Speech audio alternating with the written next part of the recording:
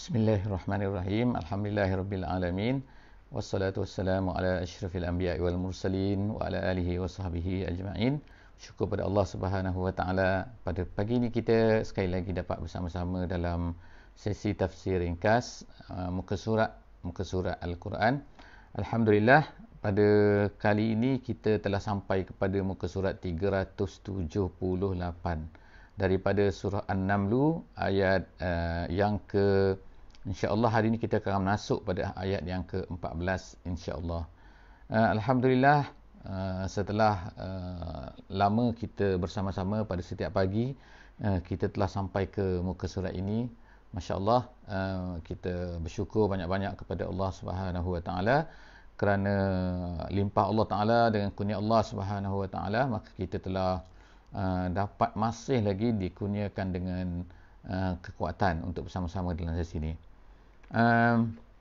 InsyaAllah dalam pagi ini kita akan membaca kisah, masih lagi membaca kisah sambungan daripada cerita tentang Nabi Musa alaihissalam. Jadi saya mungkin kembali semula kepada tema surah ini, iaitu surah An-Naml, surah semut yang kita baca pada kali ini. Ianya adalah sebenarnya sebagaimana yang dikatakan oleh beberapa orang ulama tafsir, bahawa ianya berkaitan dengan kepentingan ilmu, kepentingan orang Islam ni menguasai ilmu, menguasai bidang-bidang yang ada dalam kehidupan manusia mengikut keadaan semasa. Jadi surah ini mengambil daripada perkataan An-Naml yang ada di dalam surah ini, yang menceritakan tentang yang akan kita baca insya-Allah sebentar lagi, iaitu tentang kisah Nabi Sulaiman alaihi salam dan juga kisah Nabi Daud alaihi wassalam jami'an. Jadi apa yang ada pada kisah Nabi Sulaiman ini ialah berkenaan dengan apabila baginda alaihi salam melalui satu tempat, iaitu tempat yang didiami oleh semut. Jadi Allah Subhanahu wa taala akan menceritakan dalam surah ini, yang kita baca sebentar lagi, ialah bagaimana semut ini menguasai ilmu. Semut ini mempunyai ilmu, dan begitu jugalah Nabi Sulaiman mempunyai ilmu, dan kepentingan ilmu-ilmu ini akan memberi manfaat kepada apa, iaitu kepada dakwah, kepada apa yang hendak kita bawa, mesej Islam kepada manusia. Maka dengan ilmu ini dia akan menjadi sebagai salah satu daripada alat yang akan dapat untuk membantu kita, sebab manusia ini pada hari ini dan sampai bila-bila, mereka ini akan terpengaruh dengan ilmu, akan mempunyai efeknya apabila sesuatu benda itu disertai dengan ilmu. Ilmu ini adalah sebagai salah satu alat lah, sebagaimana yang akan kita baca. Jadi kita masih lagi bersama, insya-Allah kita kembali semula kepada ayat kita, iaitu tentang kisah Nabi Musa alaihi salam. Jadi ingat balik, iaitu apakah tema kepada surah ini. Surah ini ialah perlunya as-saitarah dan juga iaitu penguasaan kita terhadap al-ilm, iaitu dalam apa-apa masa sekalipun, demi untuk mencapai matlamat Islam, iaitu pentingnya ilmu, tetapi dengan syarat adalah tujuannya ialah untuk menyampaikan dakwah, tujuannya adalah untuk digunakan sebagai alat dakwah di dalam dunia ini, kerana dakwah adalah satu yang utama, dan alat-alatnya, wasail-wasailnya mestilah banyak, dan salah satu daripada alat-alatnya adalah dengan mempunyai ilmu, mentadbir memiliki apa-apa yang dikuasai oleh manusia pada ketika tersebut. Kita balik semula kepada kisah Nabi Musa alaihi salam dengan Firaun. Jadi sebenarnya ayat yang ke-14 yang akan kita baca pada pagi ini adalah ayat itu masih satu-satunya ayat yang masih tinggal lah, yang berkaitan dengan kisah Nabi Musa alaihi salam, iaitu apa? A'udzubillahi minasyaitonirrajim. Wajahadu biha wastaiqanatha anfusuhum zulman wa uluwa fanzur kaifa kana akibatul mufsidin. Sadaqallahul azim. Jadi ayat ini menceritakan tentang sifat manusia, iaitu yang ada pada Firaun pada ketika itu, yang dihadapi oleh Nabi Musa alaihissalam, iaitu mereka ini menentang, mereka ini mengatakan kepada Nabi Musa macam-macam perkara. Dan yang terakhir sekali yang kita bacakan dalam penghujung muka surat yang sebelumnya, iaitu muka surat 377, kita dapati bahawa mereka mengatakan bahawa Musa ini adalah seorang tukang sihir. Musa ini telah membawa satu sihir yang sangat-sangat besar, yang sangat-sangat jelas. Jadi Allah Subhanahu Wa Taala tidak menceritakanlah dengan detail, tetapi Allah Taala menceritakan bahawa pada Nabi Musa ini mempunyai tujuh apa, iaitu 7 ayat, 7 tanda-tanda yang akan dibawakan untuk berjumpa dengan Firaun. Tetapi semua tanda-tanda ini diingkari oleh Firaun, dan Allah Subhanahu Wa Taala menyebutkan di dalam kepala muka surat 378 pada hari ini, iaitu apa? Walaupun manusia ini, mereka ini mengingkari ini, jahadu ialah dalam bahasa Arabnya ialah menafikan sesuatu benda yang mana berlainan daripada apa yang ada di dalam hati manusia. Itu nama jahadu. Kalau angkaru tu lain kemungkinan makna dia. Jadi jahadu, perkataan yang digunakan oleh Allah Subhanahu Wa Taala di sini untuk menunjukkan bahawa sebenarnya mereka tahu benda tu. Mereka tahu bahawa Nabi Musa itu betul. Tapi mereka tetap juga mengingkari. Kerana apa?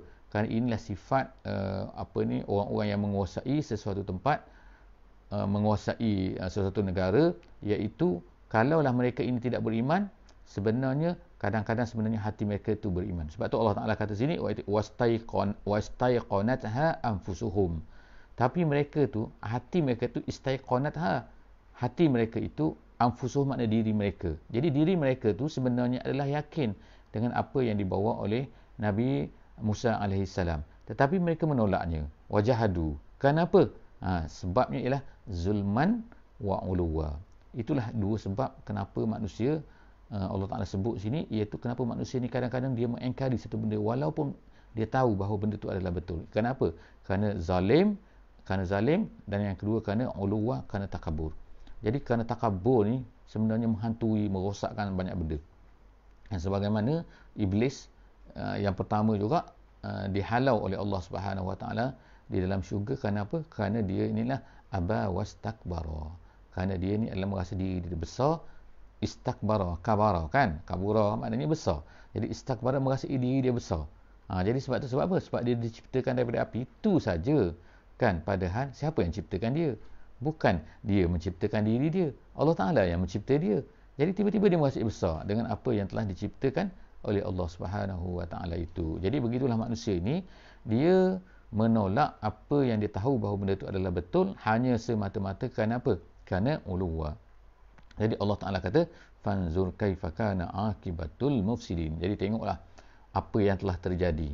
Jadi ayat ini disebutkan oleh ulama tafsir, dia mengatakan bahawa apa? Ini adalah tasliyah lagi kepada Nabi kita sallallahu alaihi wasallam, iaitu fanzur, lihatlah Muhammad, kaifa kana akibatul mufsidin. Lihatlah wahai Muhammad, lihatlah wahai pendakwah, lihatlah kepada oleh kita semua bahawa apakah akibat, iaitu pengakhiran yang terjadi kepada orang-orang mufsid, orang-orang yang jahat, orang merosak atas muka bumi ini.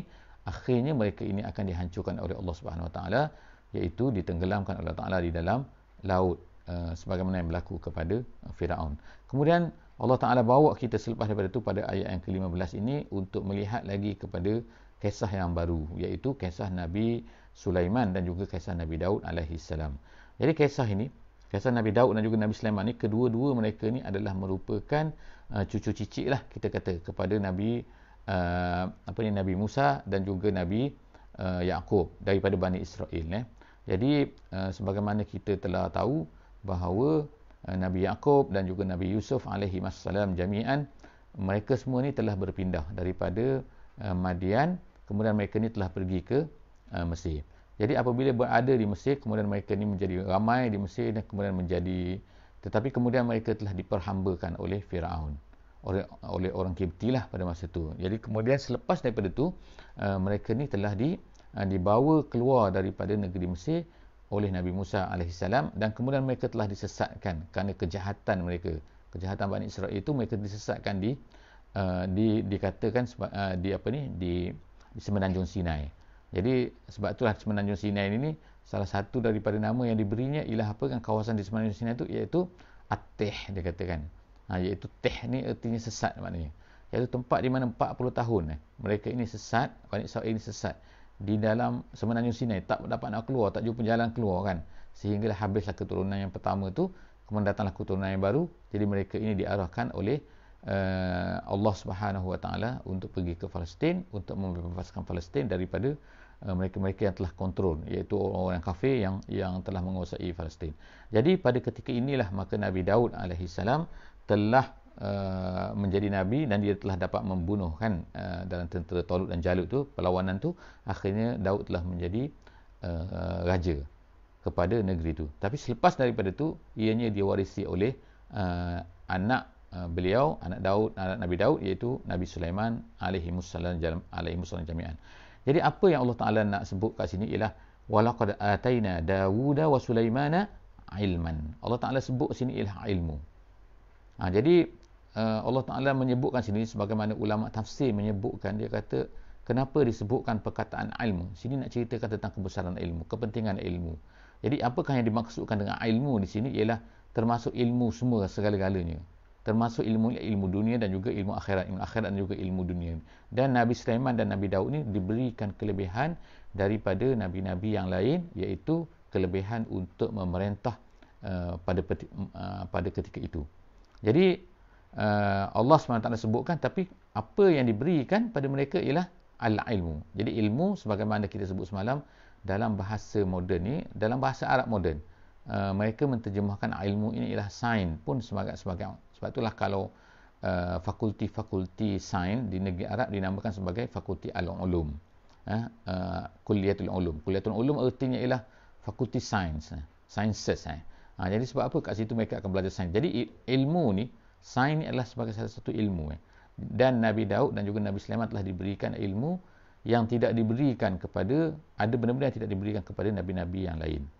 Waqala alhamdulillahillazi faddalana ala kathirin min ibadihil mu'minin. Mereka berkata bahawa alhamdulillah, mereka bersyukur pada Allah yang telah melebihkan mereka di atas banyak daripada hamba-hambanya. Ini perkataan sini, perkataan banyak ni, kathir ni, ala kathirin ini menunjukkan kepada sebagaimana kata ulama tafsir, iaitu tawaduk mereka. Tawaduk mereka terhadap apa yang telah diberikan oleh Allah Subhanahu Wa Taala kepada mereka. Kalau ikutnya memang hebat kan apa yang diberikan kepada kedua-dua orang nabi ini, iaitu Nabi Daud AS sebagai contohnya ialah dia dapat melembutkan besi, dan suaranya sangat-sangat indah kan. Jadi suaranya indah, dan begitu juga dia dapat melembutkan besi. Dia boleh buat baju besi tu dengan tangan saja. Jadi kalau kita ni sekarang ni, kalau besi ni kena bakar kan. Bakar, kemudian kena ketuk, kena lebur dan sebagainya, kemudian baru dia lembut. Kalau tak, dia tak lembut. Tapi Nabi Daud AS diberikan oleh Allah SWT dengan tangan dia saja, dah besi tu jadi lembut. Sebab tu dia boleh buat macam-macam. Itu Nabi Daud AS. Kemudian Nabi Sulaiman, Allah Ta'ala berikan kepada dia kehebatan, iaitu dapat menguasai jin, menguasai manusia, menguasai binatang. Semua benda tu dia kuasai. Kemudian dia memahami bahasa-bahasa semua. Jadi kerana itulah dia dapat menundukkan semua benda-benda ni. Menundukkan apa jin semua tunduk kepada Nabi Sulaiman. Kenapa? Kerana ilmu yang diberikan oleh Allah. Bagaimana? Sampai sekarang kita tahu kan manusia tak mampu lagi untuk menguasai jin, menguasai binatang dan sebagainya kan. Bolehlah kadang-kadang tu menguasai anjing kan. Tapi itu pun sebahagian. Kadang-kadang anjing tu gigit dia balik. Jadi menunjukkan bahawa penguasaan ini tidak wujud sepenuhnya kan, pada manusia pada hari ini. Manusia dapat mungkin menguasai benda lain lah, menguasai benda-benda fizik dinamakan sebagai ilmu fizik, dan juga menguasai benda-benda mungkin chemistry kan, iaitu benda-benda kimia. Jadi kimia, fizik itu manusia boleh menguasai. Kemudian manusia boleh menguasai biologi manusia, iaitu menguasai nilahkan kedoktoran dan sebagainya. Tetapi tidak sepenuhnya. Jadi maknanya kat sini, apa yang diberikan oleh Allah Subhanahu Wa Taala kepada Nabi Sulaiman dari sudut ilmu ini memang hebat. Jadi sebab itulah mereka bersyukur. Tapi mereka masih lagi tawaduk, dan mereka tidak mengatakan bahawa kamu telah berikan kepada kami lebih daripada segala manusia. Tidak kan. Dia masih sebut lagi ala kasirin min ibadi. Dia masih merasai bahawa ada lagi mungkin orang yang lebih hebat daripada mereka.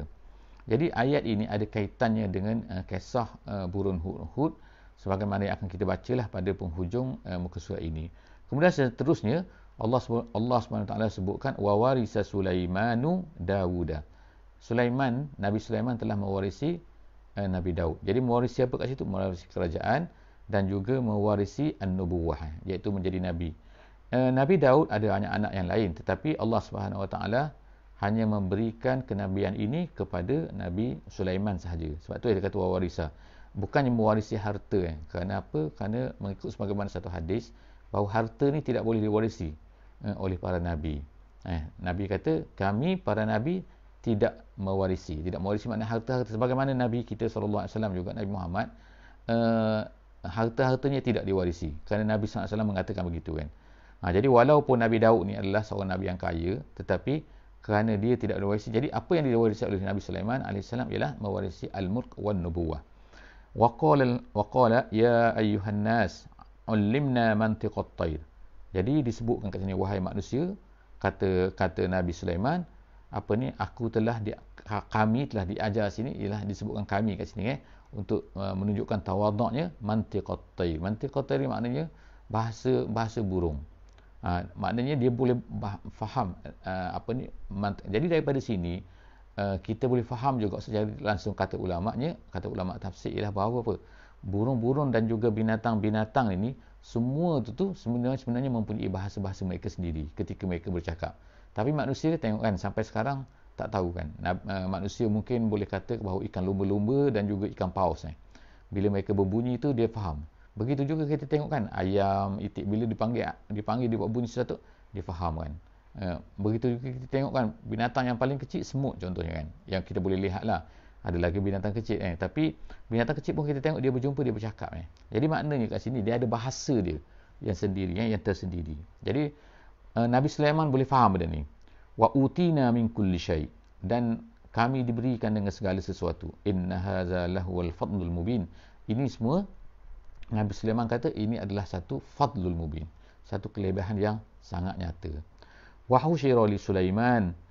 Kemudian berlakulah cerita kat sini, iaitu Nabi Sulaiman telah mengumpulkan, kalau ikutnya dikumpulkan untuk Sulaiman kan. Jadi Allah SWT sebutkan kat sini bahawa sebenarnya apa yang dicapai oleh Nabi Sulaiman ni sebenarnya ialah bukannya datang daripada diri sendiri, tetapi Allah Subhanahu Wa Taala.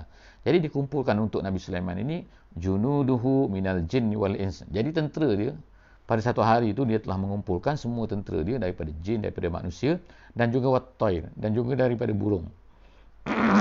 Fahum yuzaun. Kemudian disebutkan iaitu fahum yuzaun, dan mereka ini